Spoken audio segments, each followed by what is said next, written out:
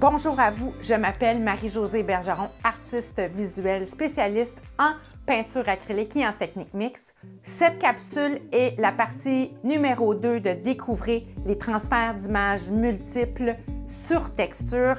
Je vous montre comment ajouter des couleurs pour créer une belle fusion entre les éléments des textures et des transferts d'images. Alors, si vous n'avez pas visionné la première partie, je vous invite à le faire dès maintenant.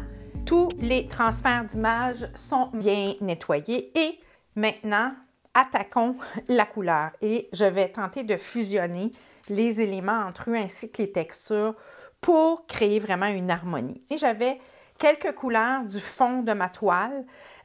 J'ai sélectionné des couleurs similaires pour créer certaines teintes. Et j'aime bien créer un peu un effet de sol ou un point, on va appeler ça un point d'horizon. J'essaie de m'orienter en fonction de la texture qui est sur la toile pour justement créer une ligne d'horizon. Je peux même commencer à mouiller légèrement et venir transformer un peu mes couleurs. Et c'est comme ça que je vais fusionner mes teintes avec mes textures.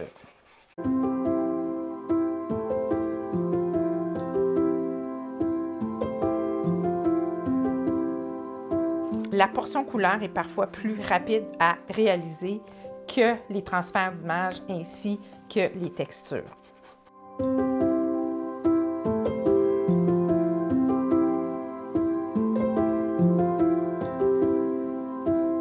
J'aime bien aussi créer certains rappels des teintes qui se retrouvent et dans le bas pour pouvoir aller les remettre aussi dans le haut. C'est un peu aussi la façon que j'aime travailler. J'aime même travailler directement la toile avec mes doigts. Je permets d'avoir un meilleur contrôle sur la texture.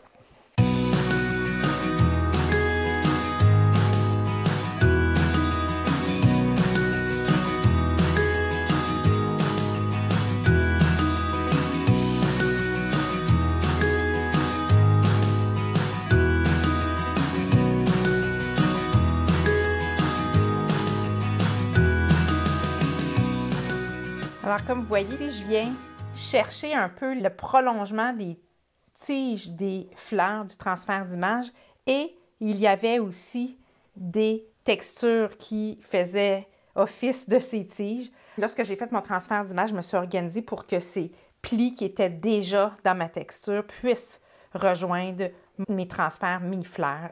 Et comme ça, c'est plus facile ensuite de venir intégrer. Donc, soyez observateur et vérifiez comment vos textures sont positionnées quand vous faites vos transferts pour pouvoir justement créer une certaine fusion entre vos éléments.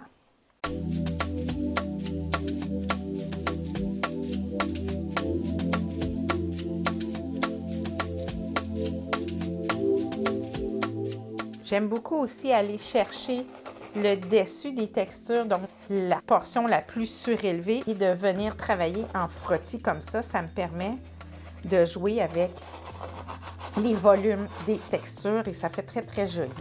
Je vais jouer peut-être avec un petit peu de fluorescent, de rose fluo.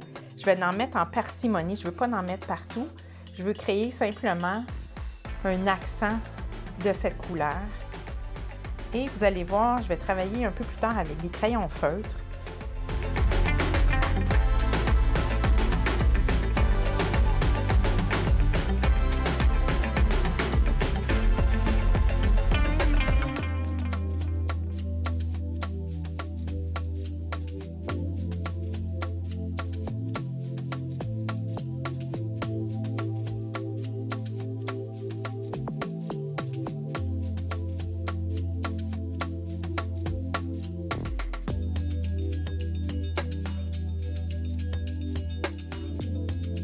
J'aime bien aussi, vous voyez, je rajoute certains éléments graphiques, comme ici les genres de pétales, pour vraiment créer des rappels. Je vais le laisser sécher et je vais pouvoir vous montrer comment on peut travailler à partir de crayons pour accentuer certains détails. Lorsque c'est bien sec, j'utilise un crayon permanent à pointe très très fine pour pouvoir aller créer des contours de mes détails, de ce que j'avais transféré. Et j'aime bien justement aller retracer certaines formes pour les mettre en évidence. Je m'amuse à ça, on appelle ça un peu du doodling, hein, l'art un peu de créer comme des effets de mandala. On travaille vraiment par intuition. C'est comme si notre main nous guidait. À cette étape, je vous invite peut-être à mettre de la musique et de juste vous laisser transporter via les formes, via le son de votre musique. Faites attention, vous devez absolument travailler sur une surface complètement sec parce que vous allez abîmer les pointes de vos crayons. Je viens vraiment m'amuser à jouer avec les détails sans non plus être trop précise, mais plutôt d'ajouter des éléments un peu plus subtils.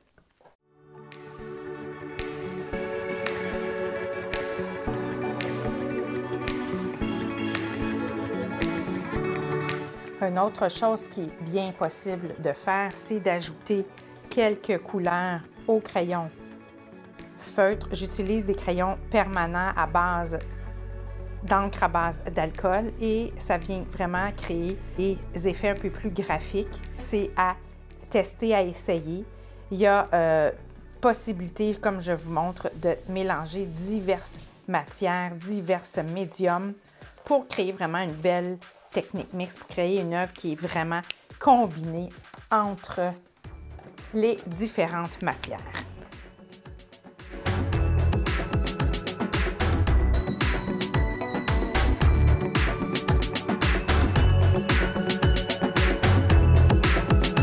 Bien sûr, vous ajoutez un vernis pour pouvoir protéger le tout. Abonnez-vous à ma chaîne YouTube, c'est gratuit. De plus, j'ai diverses capsules, des nouveautés très régulièrement et aussi allez explorer les cours 100% en ligne qui sont accessibles pour vous 24/7 et ce, à vie.